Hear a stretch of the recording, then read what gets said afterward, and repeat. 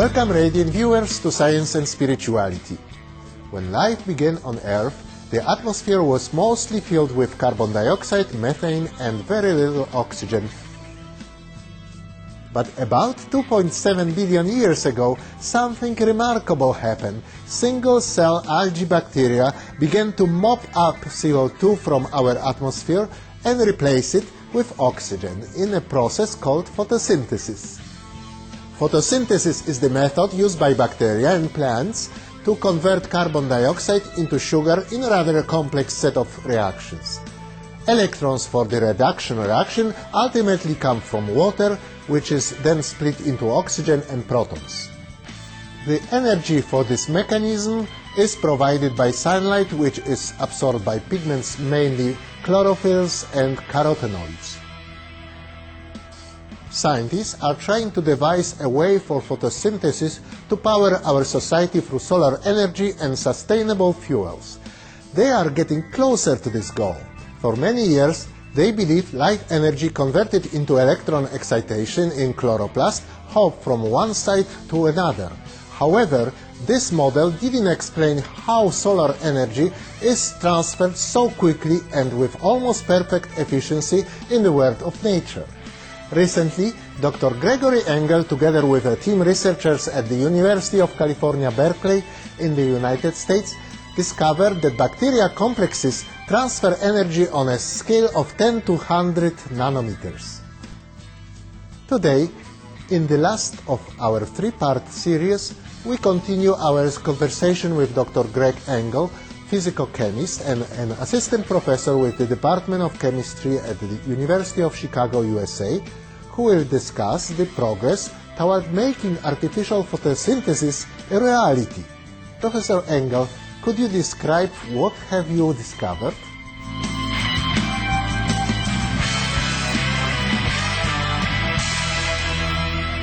We discovered a new wave-like mechanism of energy transfer. This is hard to think about because it's a purely quantum mechanical phenomenon.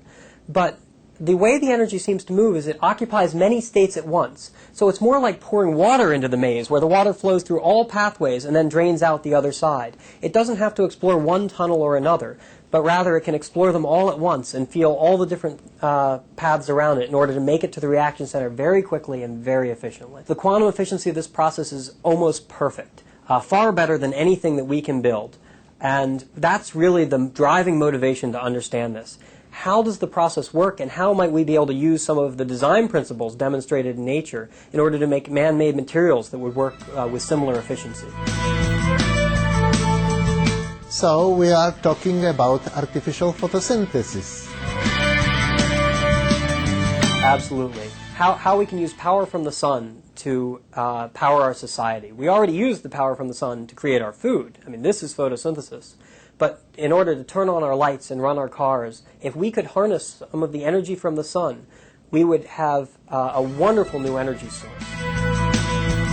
Photosynthesis has been perfected by evolution for 2.7 billion years by Mother Nature. So how can we learn and reproduce it in a short time?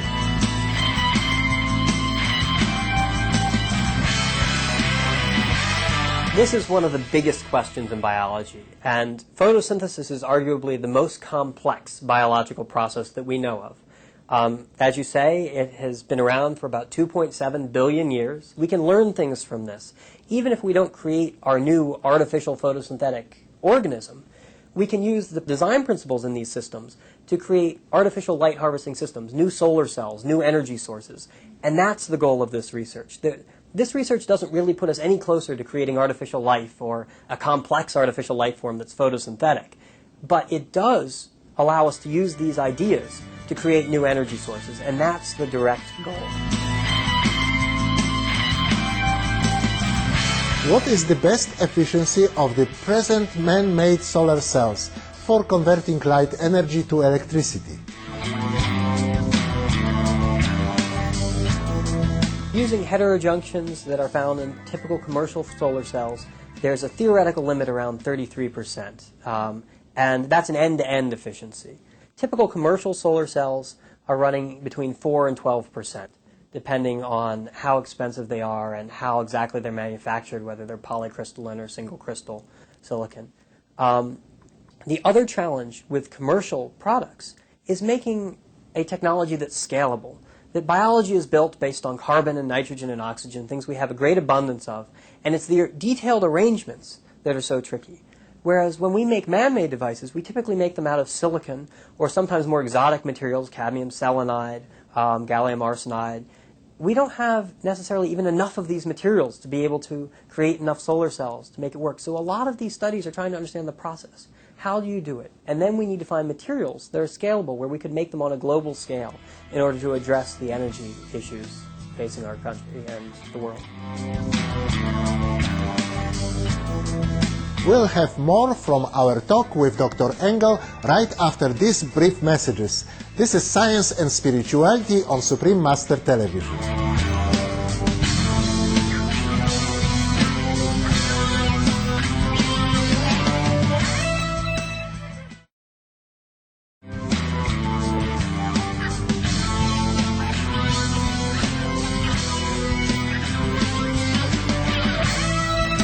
Welcome back to Science and Spirituality.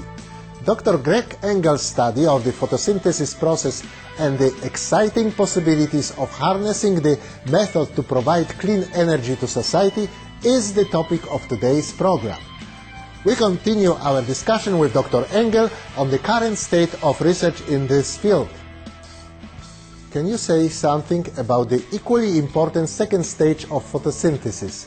What are the prospects to learn from plants and bacteria on how to split water into oxygen and hydrogen under laboratory conditions?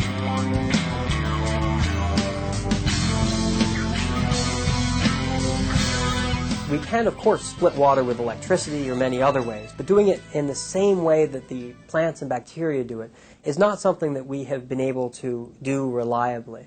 And part of this is because in the plants and the bacteria, you have very, very strong reducing agents that actually damage the apparatus. And it's the living cell that constantly replaces and maintains that. So there's a constant maintenance going on inside the cell. And that makes it very challenging to make a robust system that does this reliably without having to be constantly serviced by some living creature. And if it's not in a bacterial cell, that living creature is us, and we're unable to produce something that lasts for a long time. But we're making progress.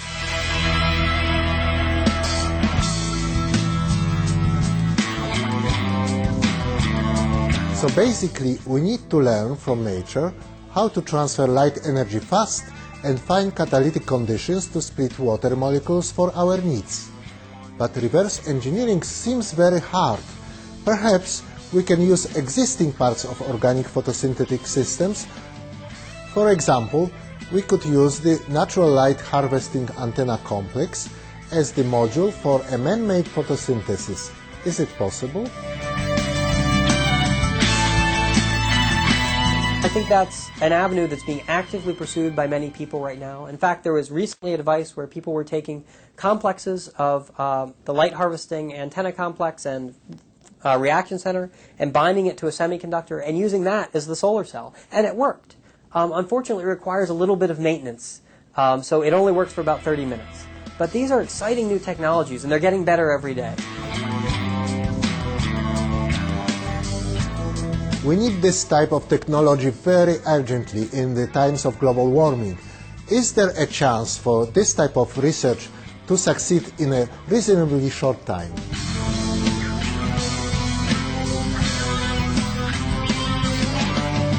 I think there's a very bright future for this line of research. That understanding how to use light to create electricity or novel fuels is an extremely important question. We're really looking at fundamental design principles and how to start thinking about the problem before we actually start doing something to address the problem. And this is an important step, but there are certainly many things to do before we can create solar cells that would be efficient enough to create energy for the globe. But it is an extremely important question as we see climate change becoming more and more prevalent, and we know that we're driving up the carbon dioxide in the atmosphere. Photosynthesis is a wonderful mechanism for taking the carbon dioxide and fixing it into either carbon-based fuels, in which case you would simply release the carbon dioxide back to the atmosphere, but in a cycle where you would never add more. You just fix some of it, hold it, and then release it again, and then fix it, and it's renewable. So you're not adding any CO2 this way. And even if we couldn't directly produce electricity, as you suggest, we would have the ability to create carbon-based fuels. Plants do this already with sugar. We would prefer hydrocarbons because they're more energetically dense, gasoline, oil. But this is actually a small change. Producing electricity is much harder. So understanding how we're going to put these blocks together in order to engineer a new process and a new power source for society is one of the questions. How can we use pieces of the plants and the bacteria in order to generate a new system that will give us out what we want? But I think we're getting closer every day, and understanding what the essential elements are of this process is a key feature of being able to design our own process using some ideas that we get from nature.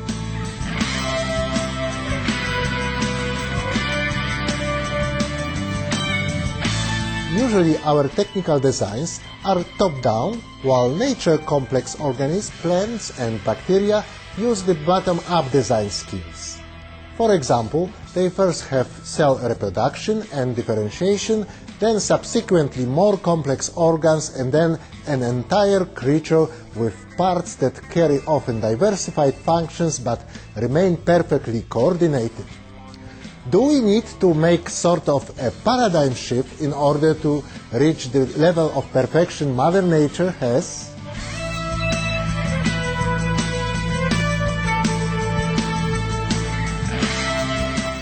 So I think the best way to think about evolution is thinking about it as trial and error. And it takes time for every trial. Nature has had 2.7 billion years. We clearly don't have that kind of time. So we need to have a paradigm shift where we can design from the beginning down. But we can learn from the trial and error process in nature to see what works. So we don't actually have to do things the same way. We can take the concepts that work in nature and build those in our own designs. So I do think it's very possible to take some of these ideas and go from a sort of bottom-to-top approach that nature has used, where it tries everything and only distills out what works,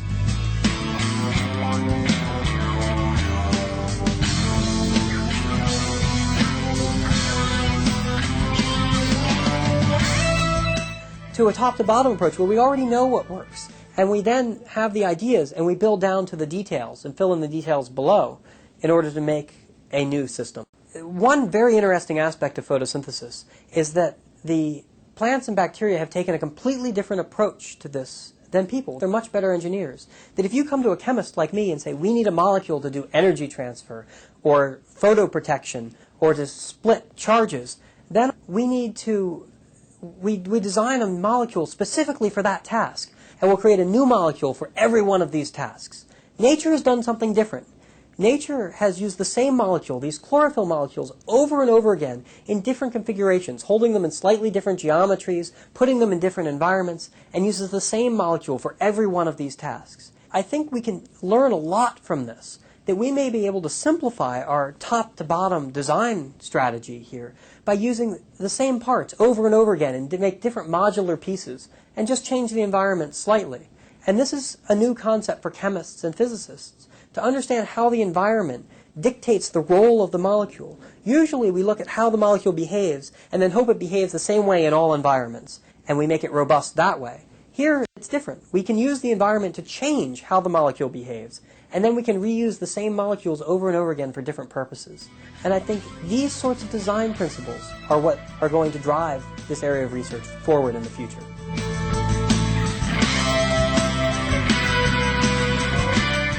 We thank you, Dr. Gregory Engel, for your time and great insight into the world of photosynthesis. It would be wonderful to see our world powered via photosynthesis someday based on your valuable research. Thank you, global viewers, for watching this edition of Science and Spirituality. Worlds of Wisdom is up next, right after Noteworthy News. May your heart be guided by the love of heaven. See you next time.